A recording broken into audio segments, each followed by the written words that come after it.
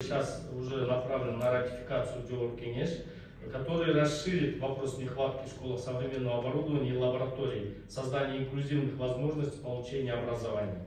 И министерством ведется активная работа над созданием электронной школы, которая создаст равноправие для детей с ограниченными возможностями здоровья. Второе – это обучение, навыки для жизни, работы и устойчивого развития. У Кыргызстана 68-е место из 237 стран мира по темпу роста населения. Практически каждый пятый житель школьник.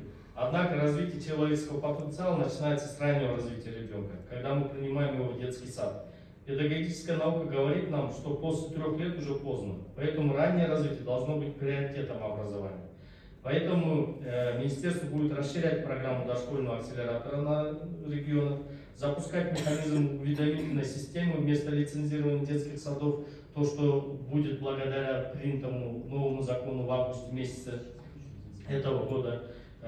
Будут вводиться как пилотными спальные места, игровые зоны, чтобы охватить большее количество детей.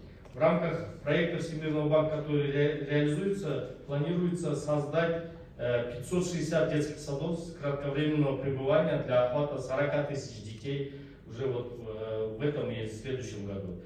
В школе самым главным приоритетом будет делаться на упор на STEM образование. Это естественно-научное направление и математика. На разработку отечественного контента направлены почти все средства партнеров, которые работают вместе с нами, Всемирного банка, АБР, ЮНИСЕФ и Европейского Союза. Четвертое, также очень важным будет это подготовка и переподготовка педагогического состава, учителей наших. До конца 2023 года планируется 36 тысяч учителей, которые пройдут повышение квалификации по современным методикам. Это почти 40% от всего состава педагогического, который в республике у нас есть. Четвертое направление – это, конечно же, цифровое обучение. Пандемия привела к ускорению процесса цифровизации в образовании, переходу учебного процесса в цифровой формат. Нами был создан образовательный портал, он называется ИСО, информационная система управления образованием, где было объединено размещение всех видеоуроков, а также размещены ссылки на все образовательные платформы, электронные библиотеки, электронные словари, платформы для онлайн-тестирования и многое другое. Но это как бы мы на начало пути. Сейчас планируется вообще в ближайшее время ввести цифровую образовательную платформу, чтобы весь процесс образования, особенно школьного, провести такую качественную трансформацию. И планируется, что мы со следующего года пилотными будем в нескольких школах запускать обучение через хромбуки.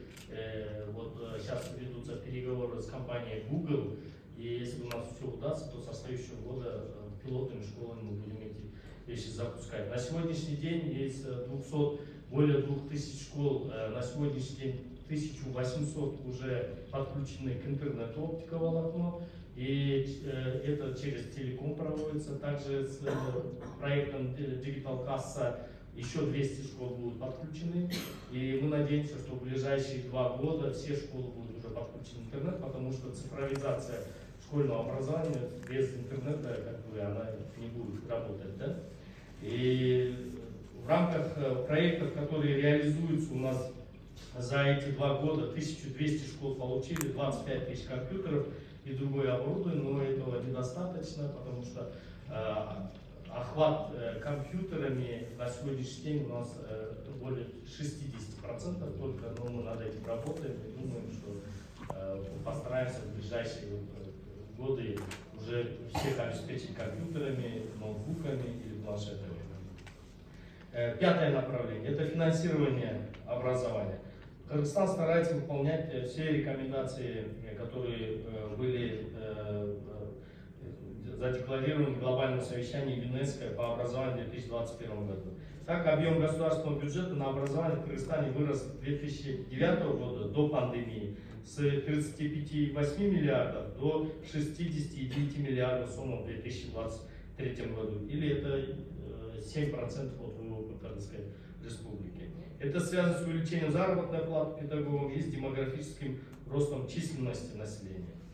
Качественное образование, особенно на дошкольном и школьном уровне, результативно сказывается на всем обществе в течение от 40 до 70 лет.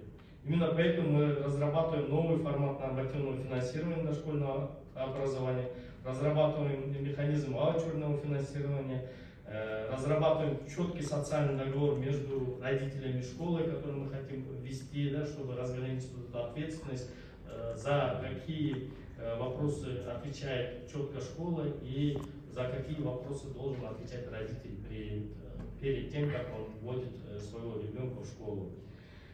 Во главу всего процесса на всех уровнях образования мы ставим ученика и его право получать качественное образование вне зависимости от региона, проживания, языка, обучения на принципах академической свободы, честности и критического мышления. Я надеюсь, что мы сможем в течение дня более глубоко обсудить все эти вопросы, и те наработки, те презентации, которые вы сегодня сделаете, будут очень полезны, думаю, для нас, для Министерства образования, которые мы совместно будем использовать для достижения ЦУР-4 до 2030 года. Спасибо большое за внимание. Спасибо большое.